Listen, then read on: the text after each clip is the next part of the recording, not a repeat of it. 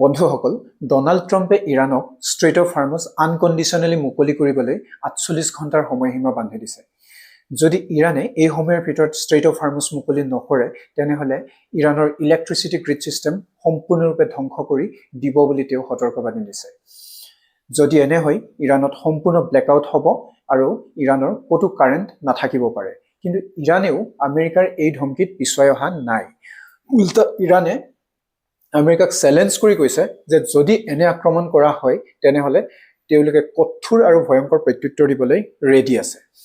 ইৰাণে দাবী কৰিছে যে তেওঁলোকে মিডল ইষ্টৰ বিভিন্ন দেশৰ water filtration system, water storage, refinery আৰু অইল ষ্ট'ৰেজ ফেচিলিটিজত আক্ৰমণ তীব্ৰ কৰিব। এনে অৱস্থাত সেই অঞ্চলত পানীৰ তীব্ৰ সংকটে দেখা দিব পাৰে। ইফালে আমেৰিকাই ইৰাণৰ সন্দেহযুক্ত নিউক্লিয়াৰ ছাইটসমূহত বম্বিং আজিও অব্যাহত ৰাখিছে। ইয়াৰ প্ৰত্যুত্তৰ হিচাপে ইৰাণে যোৱা ২১ মাৰ্চ তাৰিখে ইজৰাইলৰ ডিমনাত থকা নিউক্লিয়াৰ ফেচিলিটি অঞ্চলত মিছাইল আক্ৰমণ কৰিছিল। ইজৰাইলে কৈছে যে তেওঁলোকৰ নিউক্লিয়াৰ ইনফ্ৰাষ্ট্ৰাকচাৰৰ কোনো ক্ষতি হোৱা নাই, যদিও ২০০ৰো অধিক লোকৰ আহত হৈছে। এতিয়ালৈকে এই যুদ্ধত ইৰাণৰ ১৫০০ৰো অধিক লোকৰ মৃত্যু হৈছে। ইয়াৰ ভিতৰত কমেও ২০৫জন শিশু আছে। ইজৰাইলৰ ৪৫০০জনৰ অধিক লোক আহত হৈছে। কমচে কম ২০জনৰ অধিক আমেৰিকান সৈন্যও নিহত হৈছে আৰু ১৫,০০০তকৈও অধিক ঘৰ ধ্বংসপ্ৰাপ্ত হৈছে।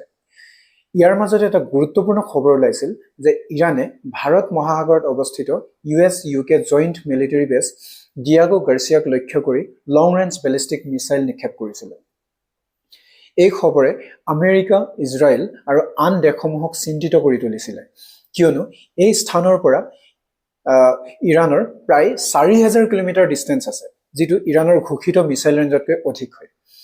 যদিও পিছত ইৰাণে এই অভিযোগ অস্বীকাৰ কৰি কৈছে যে ডিয়াগো গাৰ্চিয়াত কোনো আক্ৰমণ কৰা হোৱা নাই আৰু এই খবৰ সম্পূৰ্ণৰূপে মিছা। এই যুদ্ধ কিমান দীঘলীয়া হ'ব পাৰে সেয়া এতিয়াও নিশ্চিত নহয়। এই সংঘাতত কাৰ কি লাভ হ'ব সেয়াও স্পষ্ট নহয়। কিন্তু এটা কথা নিশ্চিত, যুদ্ধ য'তেই নহওক, ইয়াৰ নেতিবাচক প্ৰভাৱ সমগ্ৰ বিশ্বৰ ওপৰতে পৰে। সেয়েহে আমি সকলোৱে আশা কৰোঁ যে এই যুদ্ধ সোনকালে শেষ হওক আৰু শান্তি প্ৰতিষ্ঠা হওক।